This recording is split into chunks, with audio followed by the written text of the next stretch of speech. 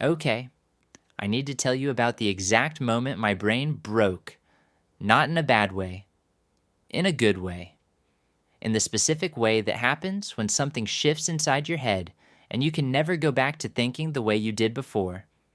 It happened on a Tuesday.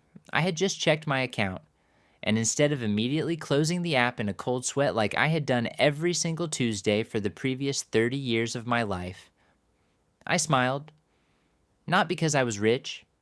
I wasn't rich. I was nowhere near rich, but I had $20,000 sitting there, just sitting, not going anywhere, not already spoken for, not secretly owed to someone, just there. And something in my brain went quiet for the first time I could remember. I didn't understand what had happened yet. I thought maybe the app was broken. I checked again. Still $20,000? I put the phone down, I picked it up, still there. I'm from the year 3000, and I have seen things that would rearrange your understanding of reality. I have watched robots make better investment decisions than humans in real time. I have seen entire economies collapse and rebuild themselves in a decade. Nothing prepared me for what $20,000 felt like. Let me back up. For most of my life, specifically the first 25 years of it, and then the 1,000 years after the cryogenic incident, I had no money. Zero. Sometimes negative zero, which is a financial state I don't recommend. In the year 2000, I was making pizza delivery wages. I spent everything I made, not on anything dramatic, just on existing, rent, food, the occasional jacket that seemed very important at the time. By the time each paycheck arrived, I needed it completely. There was no buffer, no cushion, no margin for anything to go wrong. And things went wrong constantly. Car needed a repair. I put it on a card. Landlord raised rent. I picked up extra shifts and still fell behind. Friend needed help moving. I said yes because I needed the $20 he'd probably give me for pizza afterward. Every single financial decision I made was filtered through one question. Can I survive until next Friday? Not, is this a good idea? Not, what does this cost me long term? Just, will I make it to Friday? In the year 3000, psychologists have a name for this state. They call it survival mode. Your brain, when it doesn't have resources, goes into a very specific kind of tunnel vision. It cannot think about the future because the present is on fire. It cannot evaluate opportunities because it is too busy managing threats. It is, as one researcher in 208470 described it, like trying to do math during an earthquake. I was doing math during an earthquake for 25 years, and I had no idea that was not the only way to live.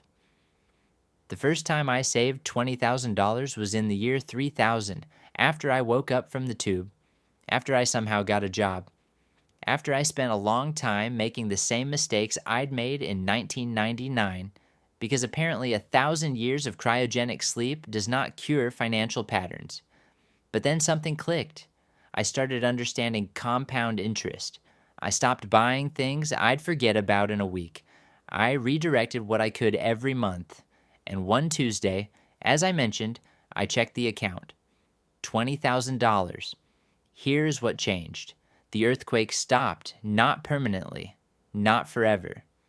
The money wasn't enough to solve every problem, but it was enough to stop the constant low-frequency terror that had been running in the background of every decision I had ever made. Suddenly, I wasn't thinking about Friday. I was thinking about next year, and the year after that, and what I might want those years to look like. There is actual science behind this. When you have no financial cushion, your brain cannot think about the future. It is too busy managing the present crisis. All available processing power goes to immediate survival. Long-term planning, impulse control, rational thinking, all of it gets crowded out. It is like trying to do math during an earthquake. You cannot. The earthquake is too loud. $20,000 turns the earthquake off. And when the earthquake turns off, you get your brain back.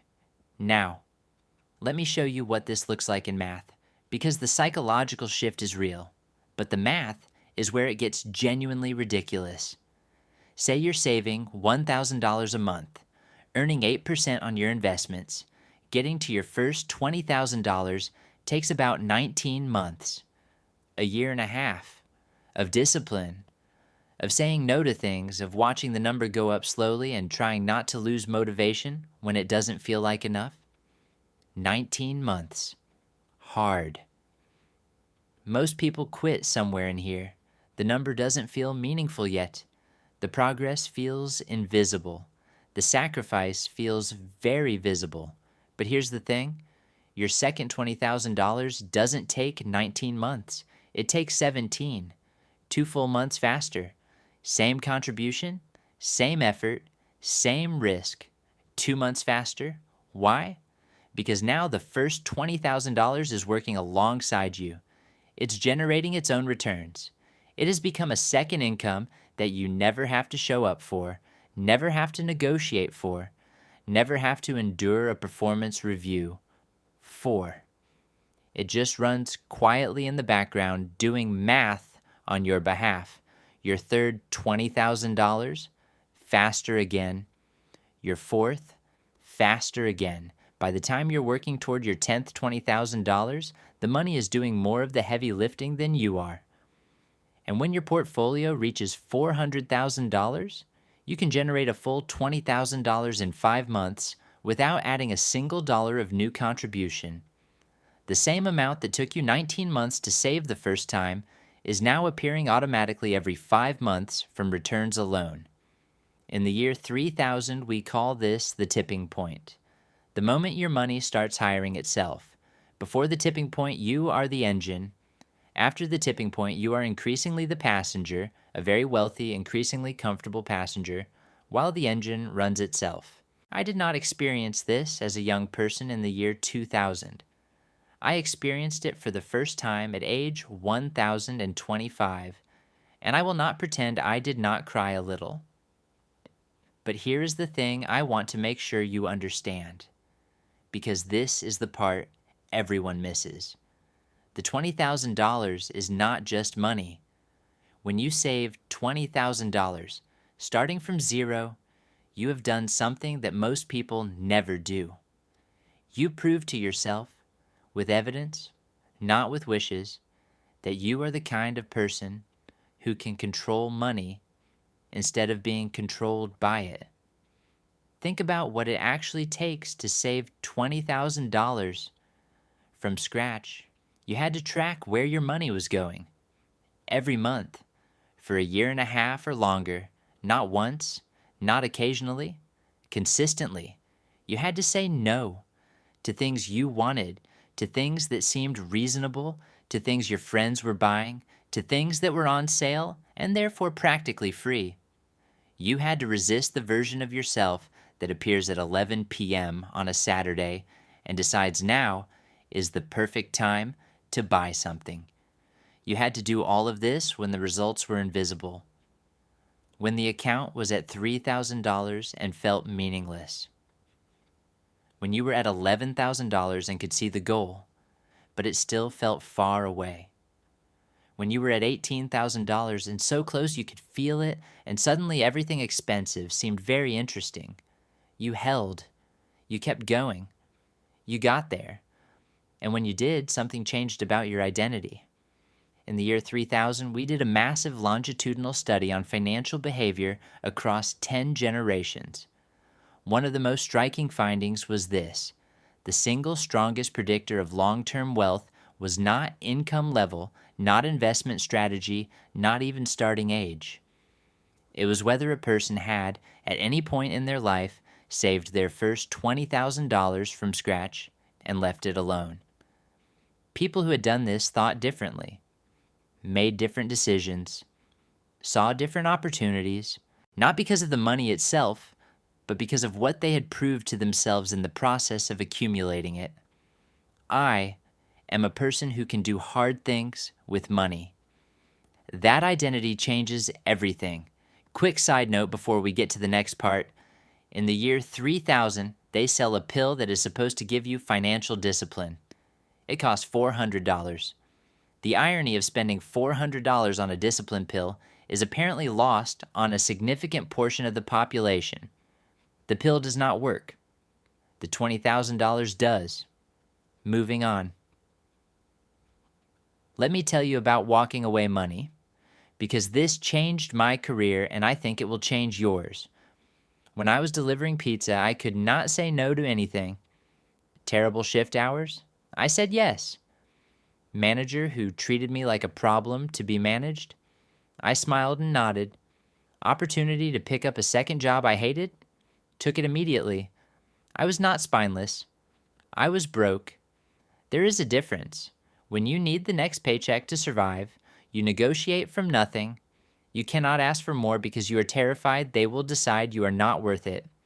You cannot push back because you cannot afford the consequences of pushing back. You cannot explore other options because exploring options takes time and time costs money you do not have. $20,000 changes this completely. $20,000 means you could quit tomorrow and survive for months. Not forever, not comfortably, but long enough to find something better, long enough to not take the first mediocre option out of pure desperation.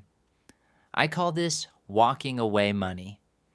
Not because you necessarily walk away, but because knowing you could changes how you carry yourself in every conversation. You ask for the raise. Not aggressively, not dramatically, but you ask, because the worst outcome is they say no, and you will be fine either way. You push back on the unreasonable request. Calmly, because you are not afraid of the conversation anymore. You say no to the project that will consume your weekends for 3 months, because you can. And here's the part that surprised me. You often never have to use the walking away money at all. Just having it makes you different, more confident, more direct, less willing to accept situations that are not serving you, and people notice. I have watched this happen in the year 3000 with hundreds of thousands of people across multiple generations. The moment someone crosses the $20,000 threshold, their career trajectory changes, not because of the money, because of the version of themselves the money created. Bender heard this and said confident people are annoying, and he would rather be broke and correct about everything. Bender is currently working 3 jobs he hates and negotiating nothing. These things are related. There is one more thing I need to tell you, and I'm telling you because I made this mistake twice, and I don't want you to make it at all. When you hit $20,000, you will feel incredible. You will feel like you have earned something, which you have. You will feel like you deserve a reward, which is understandable. Do not spend it. I know exactly how it feels. In the year 3000, I hit $20,000 after 18 months of discipline, and I immediately bought a secondhand hovercraft because I felt I had earned it. The hovercraft cost $18,000. I was back to $2,000. The psychological shift reversed in approximately 48 hours. The quiet brain went loud again. The earthquake came back. It took me another year to get back to $20,000. The hovercraft, for the record, could only hover about 14 inches off the ground and made a noise that my neighbors described as an aggressive disagreement between 2 dishwashers. I sold it for $4,000 8 months later. I am telling you this so you understand. The $20,000 is not a reward. It is a foundation. You do not build a house and then use the foundation as a patio. The first $20,000 is the most important money you will ever accumulate. Not because it is the most money, but because it is the money that changes what all the future money is capable of. Protect it. Leave it alone. Let it become the engine that starts pulling everything else. Here is what I want you to take away from this. The math works. 19 months to your first $20,000, 17 to your second. Faster every time after that. $400,000 in your portfolio generating a new $20,000 every 5 months on its own.